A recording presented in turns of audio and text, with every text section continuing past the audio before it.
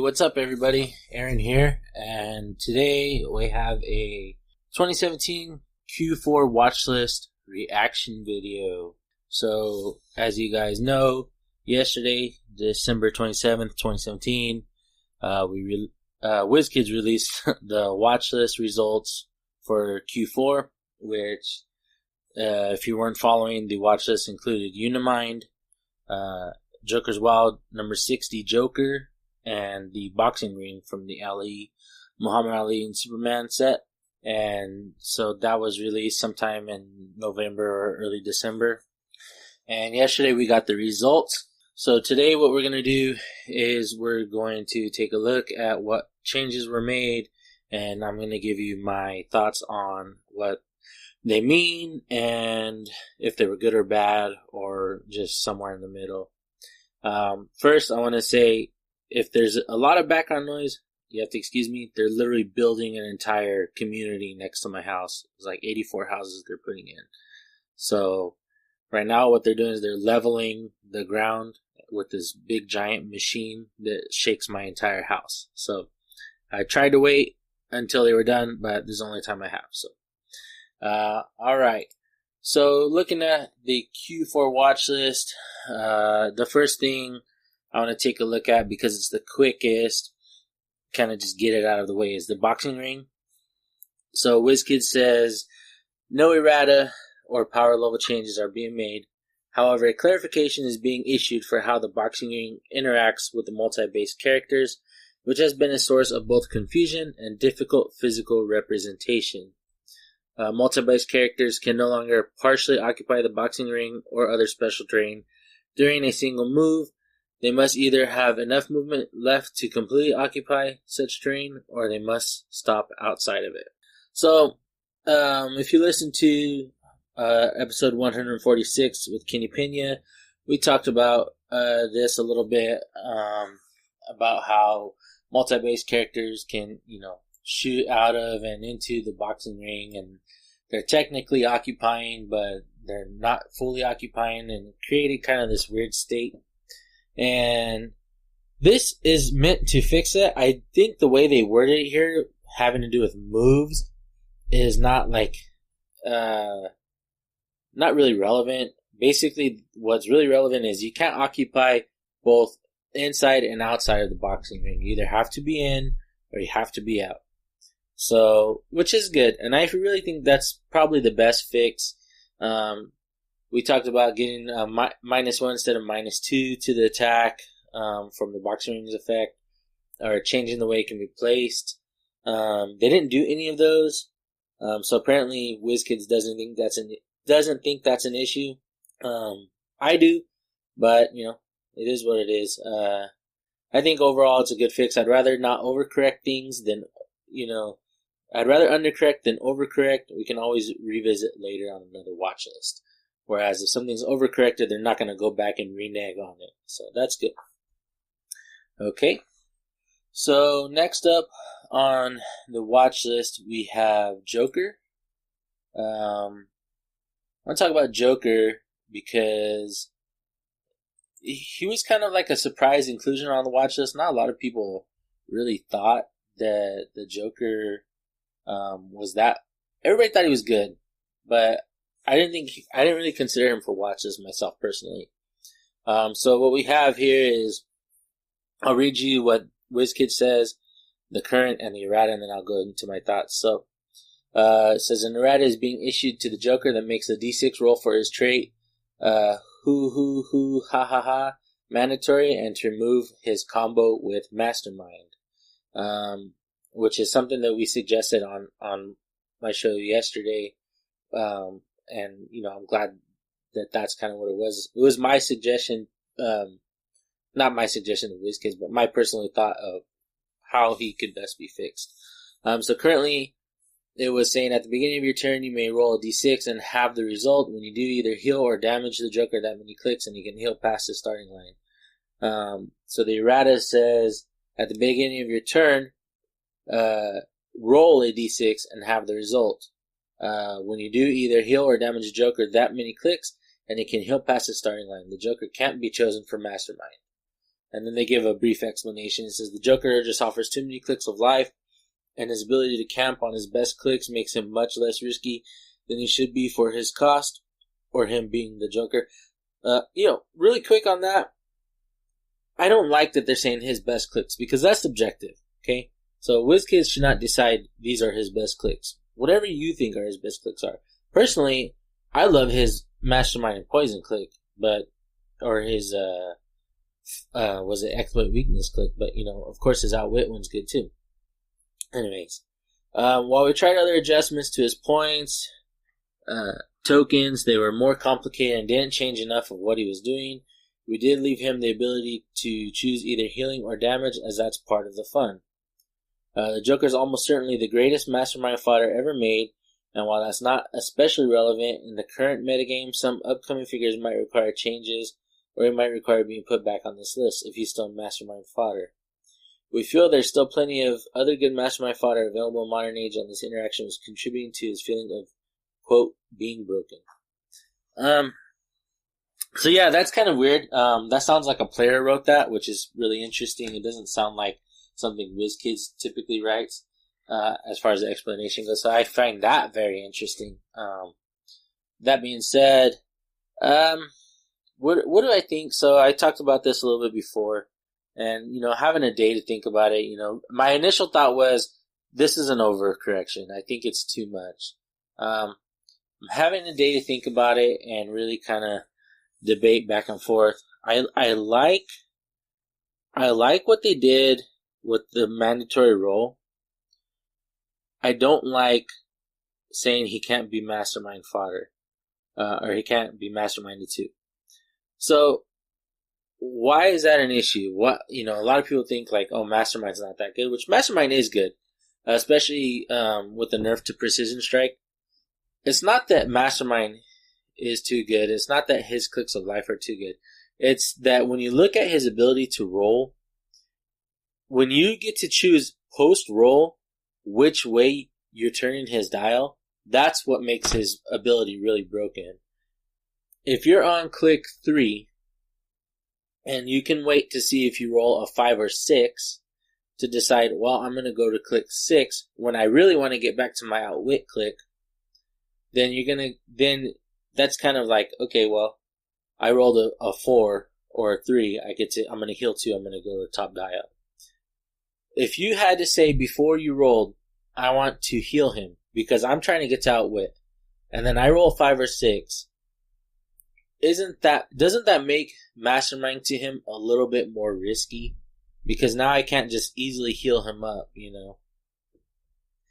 So I think that could have been better, but I understand what they're trying to do. They're trying to prevent,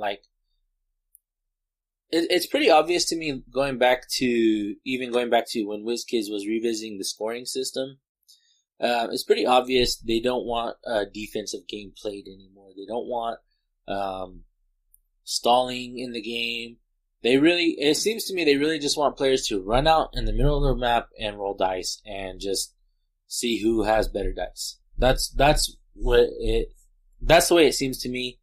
I'm sure that's a very big oversimplification of it, but I don't think they really want these defensive teams being played anymore, which is kind of unfortunate because I know that for a lot of older players or more experienced players like myself, who've been playing the game for a long time, that's one way that I prefer to play. Generally, it really helps dictate the pace of the game, make sure the game is played on my terms, which is a big part of why I've been as successful as I have, in my opinion. So it's interesting.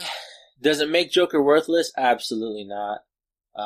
Making a mandatory role is going to be, a little bit bothersome for some people. It does make him less reliable, which is a big part of what made him so good was he was so reliable. I'm going to always just be on Outwit until I'm not, or whatever click you're needing. So that, that's kind of a problem for him. it almost makes his outwit really bad too, because like if I outwitted something and then I rolled or whatever, I don't know. Can't really count on the position of him, a couple turns ahead of time to be able to outwit stuff. So that's kind of an issue. But outside of that, it is what it is. You just kind of have to learn to go with it. I am curious to what you guys think about all of that. At the end, just kind of in the comment section below, post what you think, and we'll go from there. So next up on the watch list, we have Unimind. Now, Unimind he's a wall of text anyways. He's got two parts to him, really. He's got the Forged in Blue Flame trait and the Channel Vast Reserves of Cosmic Energy trait. We're going to break that up into two parts. The first part being the Forged in Blue Flame trait. So what it says is, during forced construction, you may include a number of different characters in your sideline with the eternal keyword, adding 5 points to Unimind's point cost for each. If it starts at 150 points, you may include up to 3, blah, blah, blah, up the ladder till you eventually get to any number.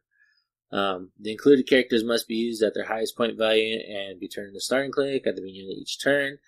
And whenever Unimind takes damage, you may choose one standard power a chosen character can use. Unimind can use the power until it chooses again when Unimind will be KO'd. Instead, replace it with all the chosen characters on their last non-KO clicks, placing them within 4 squares of it. Those characters can't be healed this game, and then he has separately protected Pulse Wave. So the errata is changed to basically the forced construction part remains the same. And then it says the included characters must be used at their highest point value. That's all the same. At the beginning here's where the change is. At the beginning of your turn, and then it has, At the beginning of your turn, you may choose one standard power a chosen character can use. Unimind can use that power until it chooses again. When Unimind will be KO'd, instead replace it with all the chosen characters on their last non-KO clicks, placing them within 4 squares of Unimind. Those characters can't be healed this game, protected Pulse Wave.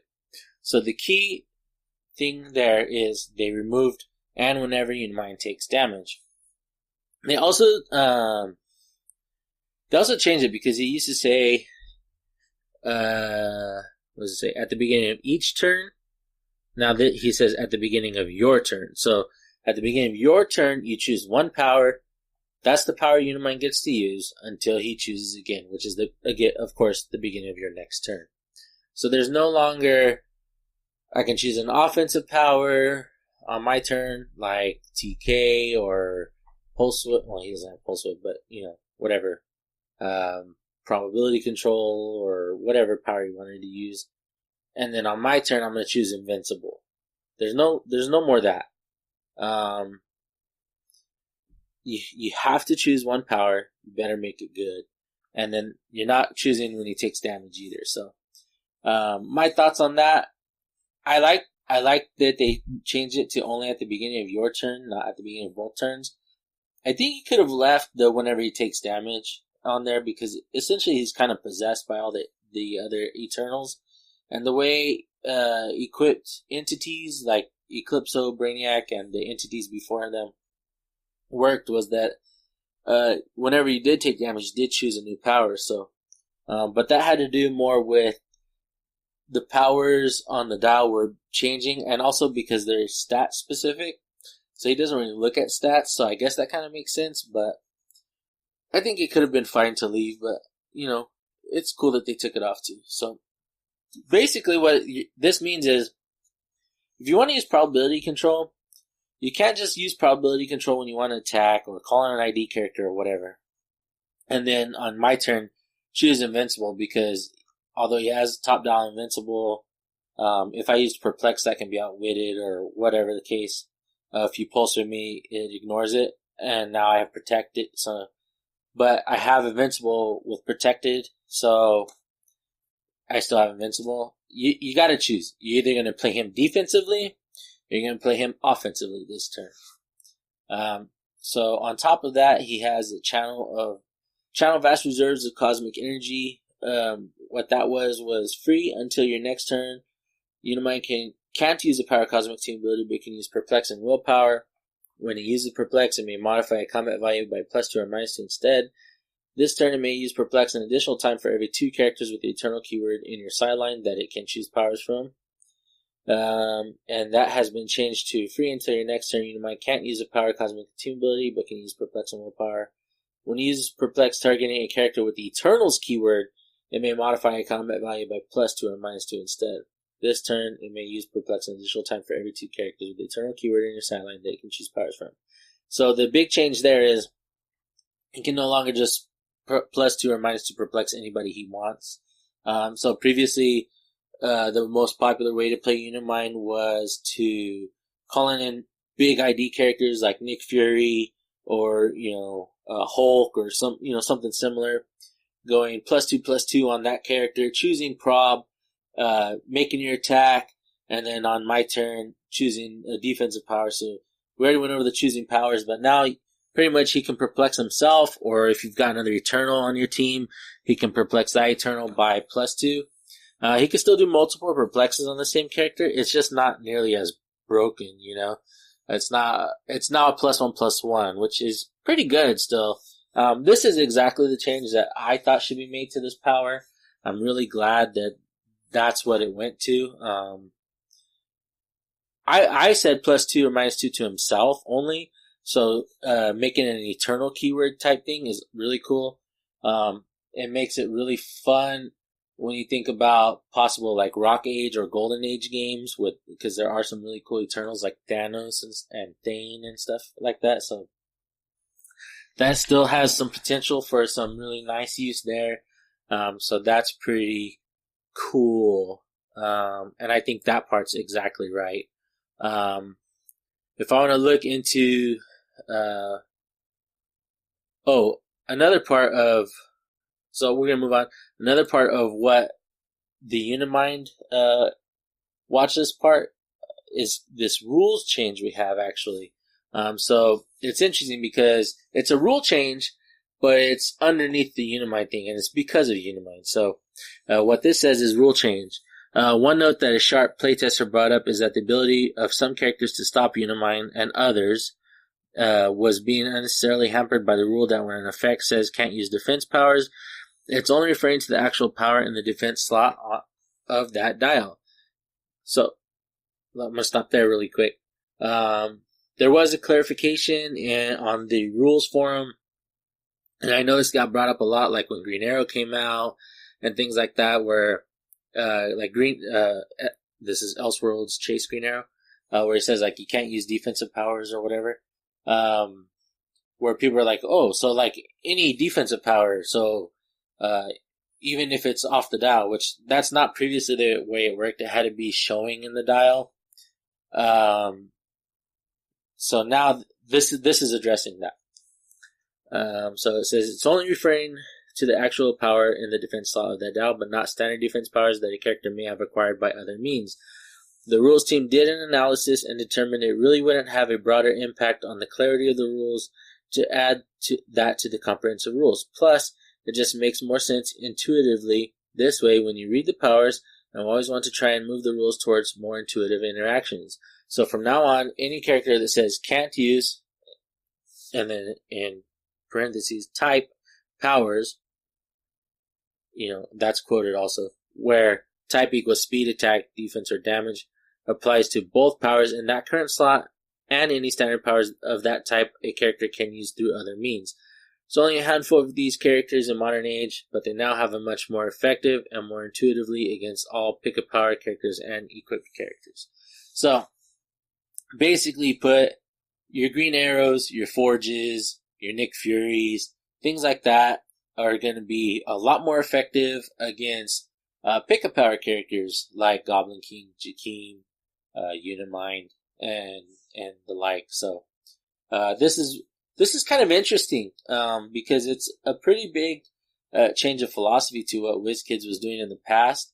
I think it's a good change in the way that characters, it is more intuitive, like they say, there's no longer this real big confusion, especially among like newer players, where we have to redirect them to clarification pages and such. So that's nice. It does create some balancing issues, in my opinion, for characters like Nick Fury, or Green Arrow, where I think their point cost maybe should have been a little more inflated if that's the case. But, it's fine, I guess. Well, Nick Fury is not really one of them. But your Green Arrows and things like that. Anything like a Green Arrow, or I guess Agent 13 would be a more appropriate one if you're looking way back in the past. Malekith, Bard the Bowman. So I think it does make them a little more intuitive, and if they want to continue doing mechanics like this in the future, that also helps. So that's cool.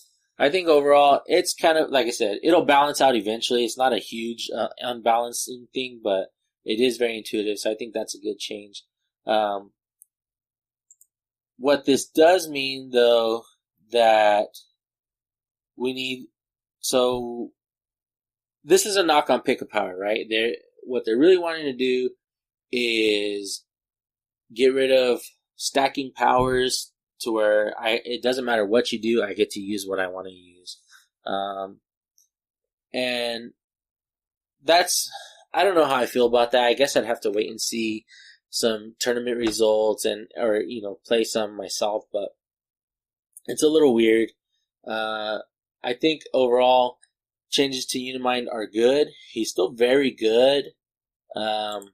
He's not as abusable. If you're looking at their explanation of things, it talks about how it was always meant to be an enhanced version of himself and things like that. And, he doesn't need as many silver bullets and such. So it's really cool that they're thinking in that way. I'm glad they left the protected pulse wave. I know that was something that a lot of people were griping about. I do think that makes him worth playing. I think if they remove that, he's probably not really worth playing as much because he can be pretty much two-pieced by a lot of characters in Modern Age. So, I do also think that he loses some playability as far as being an ID card battery. He still probably will fill that role, but he won't be as devastating on the map as he was previously. However, another thing they talk about in their explanation for Unimind is how when they were going over, investigating this watch list, they decided to make another change to a character that wasn't on the watch list. And this surprised a lot of people, myself included. And this character is Juking Thunder. Now, if you remember, Juking Thunder was part of the Q3 watch list and had no change made to him, as it was expected that in the new rules, he would probably not really be as much of a nuisance to the competitive environment, or even any environment, really. Thanks to the changes to Outwit.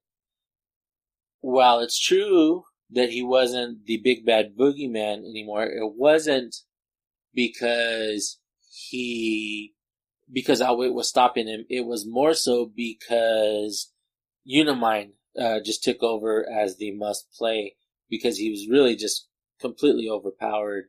And to be honest, I don't know how Unimind made it out playtesting, but that's another thing. So what WizKid says is an errata is being issued to Juking Thunder to add shape change to the list of powers he may only select one of with his trait. So currently, it says, you know what I'm thinking, Johnny? At the beginning of your turn, choose 2 standard powers, but only one of those powers may be a defensive power, which is like impervious, invincible, whatever. Hypersonic speed, outwit, perplex, or pulse wave. Juking Thunder can use the chosen powers until your next turn. With the errata, it will now read pretty much the same. You just add shape change to the list. The explanation from WizKids is that shape change is really a defensive power in disguise that, for historical reasons, lives in the damage slot. As such, his ability to choose it along with other powers, including defense powers, lets him double up in a way that wasn't really intended. As such, we're adding shape change to his list. While we strive to avoid making changes to figures after they have been released, if possible, our ultimate goal is to have a fun, friendly, and healthy game paired with a positive gameplay experience for both our casual and tournament players. Thank you to our players and playtesters for providing feedback on how we can further improve the game of HeroClix.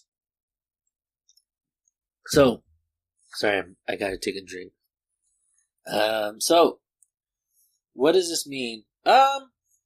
Essentially, it doesn't really mean anything. I know most commonly, it's like, before the rule change, it was like, I'm going to choose Earthbound and Invincible, carry him around, then I'll choose some powers. I'll choose like Shape Change and Invincible a lot of times because, I don't want to take a lot of damage. I don't want a chance to roll out of it. I can't stack Invincible on Super Senses, or Invincible Impervious, so I'm going to go Shape Change. Now I just can't do that. I'm either choosing Invincible or Shape Change, It's interesting. I don't really like that they reneged on their no changes to Jakeem. I feel like this is more like a spin of the rule change that they had with the defense power slot. I think WizKids needs to be really careful with saying Shape Change is really a defense power in disguise, blah blah blah, because then you have the potential to create confusion with characters like Green Arrow. But that's, few and far between. It's interesting. I don't really feel one way or the other about it. I think in the interim, people will most likely just put like Symbiote on him or, the Mirror of Mistletoe or whatever it's called, from Enchantress. Or even one of the low-key staffs, I think, gives Shape Change. So you can always just do that if you really want to get Shape Change on him. You can play, still Supreme Intelligence. I think as long as Jakeem is in Modern Age, it's likely the Symbiote will be also. So, there, like I said, there's that. So there's ways to still get Shape Change, have your Invincible. You have your cake and eat it too, Overall, I don't think it's like a really bad change. It's just kind of a surprise change, and it still makes him pretty good, honestly. It just does. It's less abusable, which isn't bad, I guess. I think I do, however, feel like with the nerfs to Unimind, without changing Jakeem, you'd maybe have another character that can kind of fill that spot. Now you don't. You do have Goblin King that can now maybe provide some competition in there too. I think right now you really kind of have like a 3-person act between Goblin King, Jakeem, and Unimind as for like the top dogs of like the centerpieces of teams. But, that can always change. Harley Quinn just came out not that long ago. Star Trek Away Team just came out not that long ago. We haven't really seen any tournaments, major events since the Mighty Thor release. Besides before Harley Quinn release since Mighty Thor. So, after Unimind won Rock World Cup, you guys know what I'm saying. We've got X-Men set coming out in February. There's the Avengers Infinity War set. So, I think those top spots will be juggling quite a bit in the upcoming 2 or 3 months. So it's interesting. Overall, I think they got the watch list right overall. I'll say that up top. I do think that WizKids needs to be a little more careful to try and preemptively stop things. It's weird because I say that, and they preemptively didn't nerf Jakeem because of the rules change coming up. But now they're preemptively nerfing him because of the change to rules. So it's really kind of weird to be in that kind of situation. But overall, I think WizKids got the watch list right. I think there's a couple things you could have kind of went one way or the other with. Like I said, I think Unimind could have still picked damage or powers after damage. I think Joker's role, instead of saying he can't be masterminded, I think he should have had to choose, or even you didn't have to make his role mandatory, But you could have said, instead of making it mandatory, if you want to take away Mastermind, instead of making his role mandatory, just say you have to choose heal or damage before you roll. And then it's like, there's a risk to playing him.